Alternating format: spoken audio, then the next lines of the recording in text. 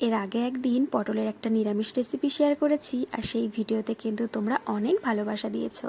তো তার জন্য আজকেও পটলের আরও একটা নিরামিষ রেসিপি শেয়ার করছি।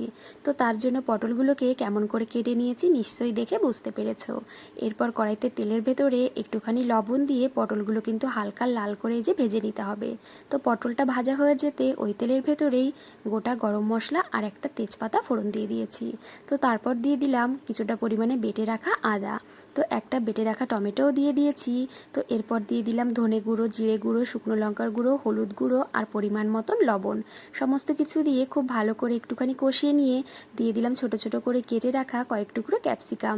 তো একটুখানি জল দিয়ে মশলাটাকে একটুখানি গামাখা গামাখা কষিয়ে নিয়ে দিয়ে দিচ্ছি ভেজে রাখা পটলটা।